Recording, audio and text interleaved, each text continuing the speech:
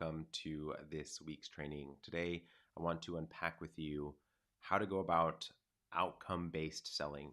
So at a high level, it's a framework that really encourages conversion by really focusing on the end outcome for your client and what it is that they're actually looking to accomplish.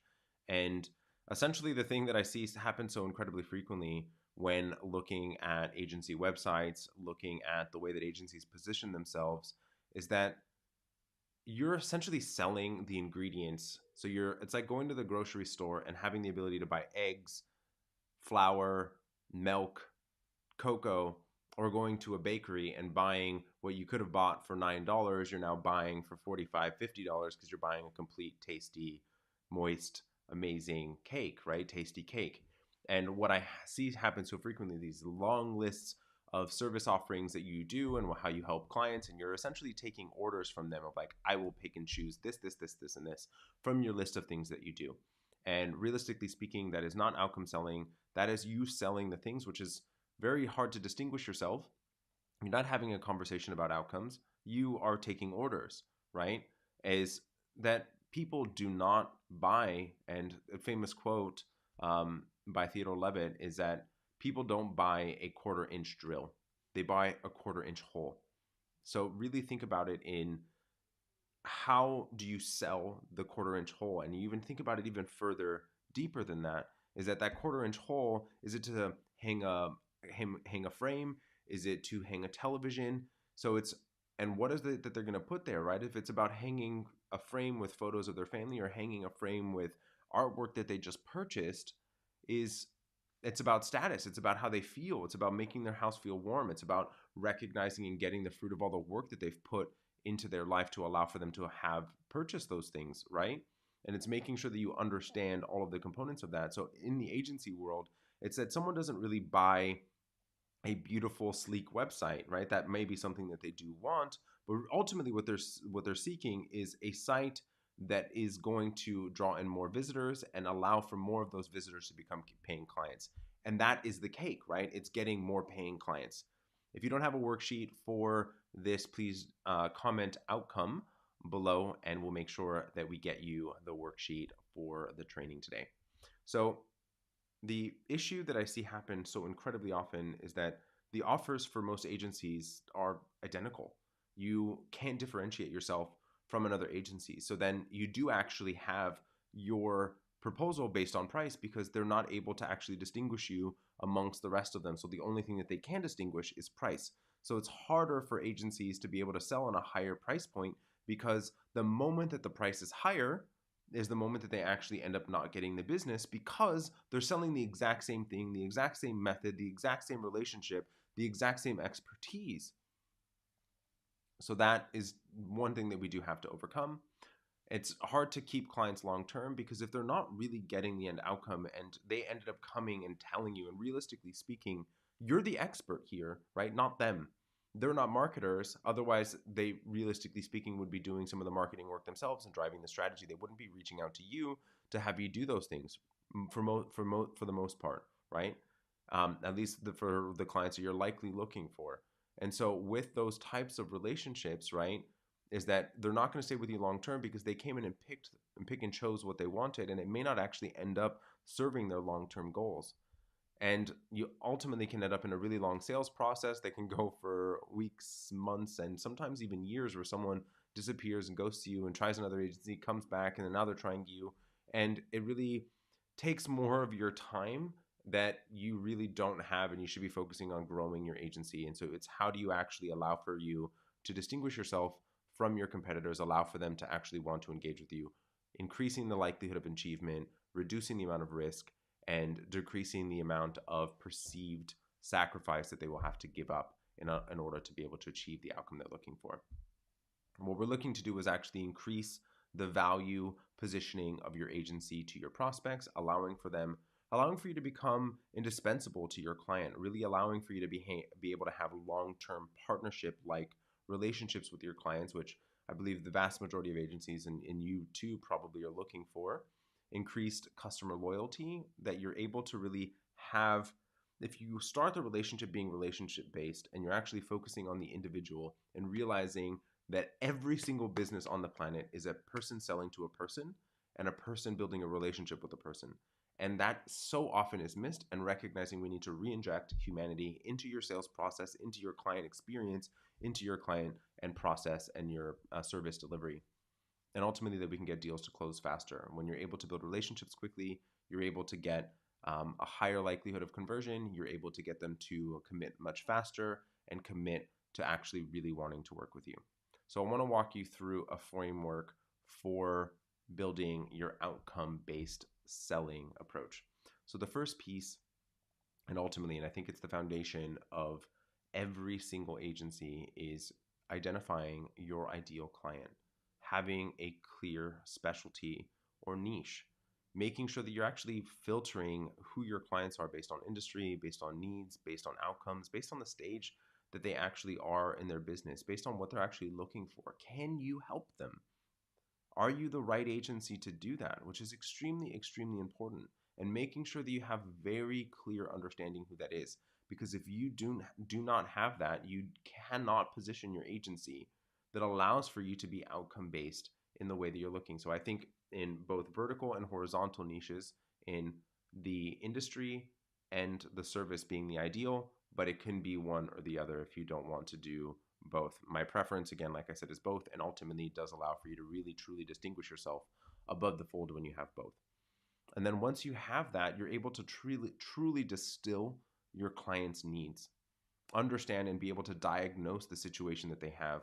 So there's so many instances in a sales conversation. I actually just got off of a call with someone talking about this, and the fact that you actually need to educate a lot of instances your prospects during the sales conversation. They may come in with the idea that they need XYZ, but their goal is ABC, and recognizing that you've done this before and you say, I can understand why you want this. However, what we've seen work best in the past is ABC. So here's a story about a client, right? Is what you would then do, and starting to inject, which I'll talk a little bit about right in a moment, essentially third-party selling. Allow for them to actually become someone that is being advised. You should be the advisor. You should be the consultant. You should be directing them, allowing for you to really truly provide them with value. Understand how you can help them achieve their desired business outcome. So incredibly important. This is huge, huge, huge part of it, and making sure that you have a very clear understanding of what do they need. And then ultimately, how do you connect your service to their outcome? How do you bridge that gap? Make sure that you have the client, the prospective client, understanding that what it is that you do is the shortest and best path to do it, assuming that it is, right? I don't want it to be in any Machiavellian type sales tactic that you're taking a sales tactic to allow for you to be able to convert. And, quite frankly, this is what I believe to be wrong with so many sales tactics, is you're trying to inject a tactic because sales isn't working. But foundationally speaking, the real reason that sales isn't working is because you're not focusing on the relationship. And a colleague of mine has talked about this quite a lot, and I believe fundamentally in this, it's the difference between being transactional versus being transformational. And I think it's extremely important to recognize this. As you're ultimately speaking, you should be trying to help transform this person's life or this person's business, allowing for them to be able to achieve that end outcome. Make sure that you've built your offering so compelling enough and have such a compelling story of why you are the link between their present situation and their desired outcome, allowing for you to be able to show them how you're going to be able to help. So incredibly, incredibly important that you're going to be able to distinguish that and bring that in, right? Making sure that they understand that they have a higher likelihood of achievement with you, that the risk for them to not involve is higher to not engage with you than to engage, and reduce the amount of perceived risk that they have, and a perceived amount of sacrifice that they have.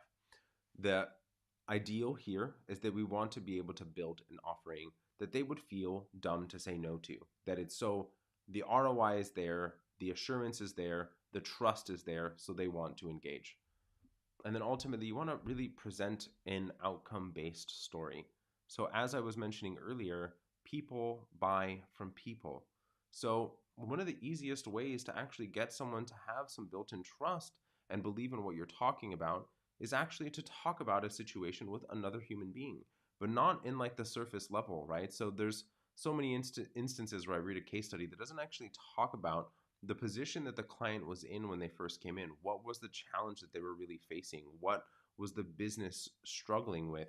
And then what was the negative impact, the emotional impact that they were having from that challenge? How was it manifesting in that person, the buyer, excuse me, in their day-to-day involvement in the business? Making sure that they are able to actually see the journey that that client went through working with you and how that solution actually helped them. So the sphere of third-party selling is challenge, negative impact, the objection that they had, so why they wouldn't have actually worked with you and what they actually said during the conversations when they were considering working with you. What was the solution? What was the result? Ideally, numerically, what actually happened? And what was the positive impact? What was the emotional experience they actually had in working with you? Remove stress. They were able to no longer have to worry about their finances. They were able to focus back on their business. They weren't worried anymore. What was the emotional draw, right? People buy a service from an emotional place. So you really actually need to sell to the emotion. And how do you actually do that? Is by taking interest in the person. So you need to actually have the conversation, show them how you've been able to do this, and be sure that you're able to do that, and show that the solution that you've crafted is actually the best path for them, and that it's going to help them solve their specific needs. And that, realistically speaking, if they have any hesitations and have any objections, welcome them, talk about them, and have a conversation about it openly and honestly with them about, hey, this is how it plays out, this is how it would be, this is how it works out, and the likelihood of actually accomplishing it, right? And understanding the risk.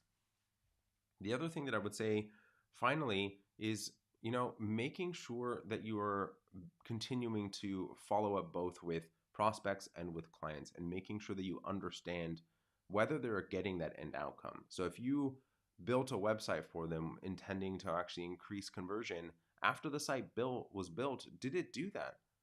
So that you can actually, one, make sure that you can have a conversation about what can be done to change it, continue to improve upon it, making sure that you're checking in regularly enough and caring about the end outcome with them.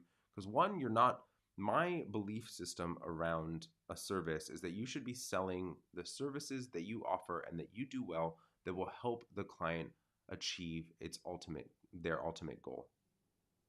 And make sure that you do that. And if you haven't done that with past clients, reach out to them, find out where they are, understand whether it actually ended up helping them accomplish their goal. If not, talk about what different things that can be done.